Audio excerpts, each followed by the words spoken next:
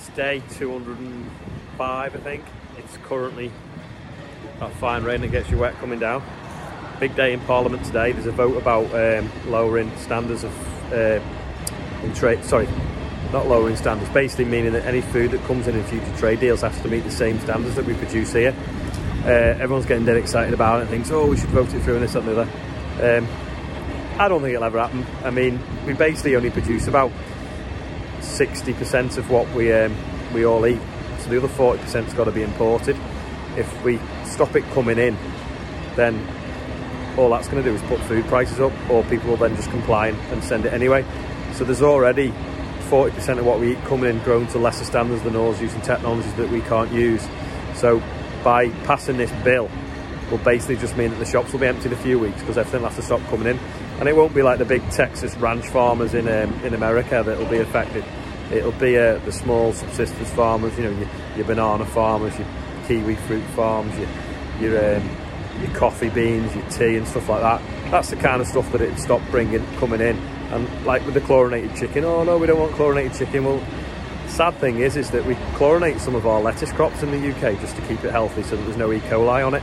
So not in the field, but when they're packed, you know, when you buy like a pre-packed kind of packet of lettuce, that's probably been dipped in some sort of chlorinated water. Not very strong, like not like you'd have in a swimming pool, but it's already here. It'll be here forever. By passing that bill, just basically just to stop everything coming in, which is never going to happen. No one's ever going to pass it. So we'll watch this space, and I'll add a bit more at the end of the video when we know what's happened today. Just giving a bit of an update from the sweet corn, the sunflower field. If you look, they're well and truly dead and ripe, and the birds have eaten. Can't really see on the camera, but the birds have eaten sort of 2/3, maybe no, half of that one, and half of most of them really. So well, there's going to be any left by the time I get the combine into here. But we just want to. That one's not been touched. So if we get the seeds out of that, see them. All little seeds there. So they're obviously quite tasty, and that's why the birds have eaten them. They've got a really high oil content, so that must taste nice for birds, to be fair. A bit like we like our food and chips deep fried, maybe.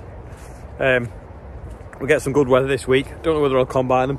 Still undecided whether we could have done something at Halloween. But to be fair, if you look, they're quite thin now because the leaves have fell off. You can actually see through them. So with COVID and all what's going on at the moment, I don't think we'll be able to do anything at Halloween, so it might be the best thing is just to combine them before the birds eat the rest, and then we could obviously sell the seeds then for bird seed for people.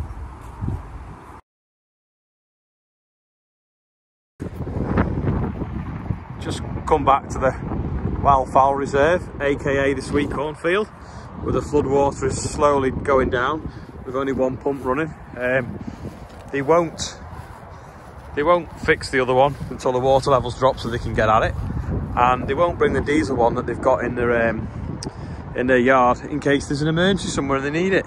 So it's basically sat in the yard in Wigan rather than here, pumping that water, and then if there's an emergency they could take it somewhere else. But no, it makes more sense if it's sat there doing nothing. But that's typical of the Environment Agency, because after all, it's only farmland. It's only my livelihood, you know. Sod it. Doesn't really matter, does it? Just pulled out one of these, put in the air tunnel overnight to dry out. The roots are incredible. It took some pulling out as well. They put me back out. I needed a mini digger, I think. It's like a small tree, all the root mass on it. Loads of worms as well, which is good. So this is going to go in the air tunnel, dry out overnight. I've got a florist that's going to use it for a Halloween door display for Jonathan Ross, which is a bit random. I'll put a picture on of what it'll look like anyway when it's finished that she sent me. So the vote in Parliament didn't happen today because of some old ancient law that says that they can't spend public money debating stuff that's already been debated twice. So it's been delayed. But like I say, I don't really see what good it's going to do or where it's going to go. So that's it. So I'll see you all tomorrow.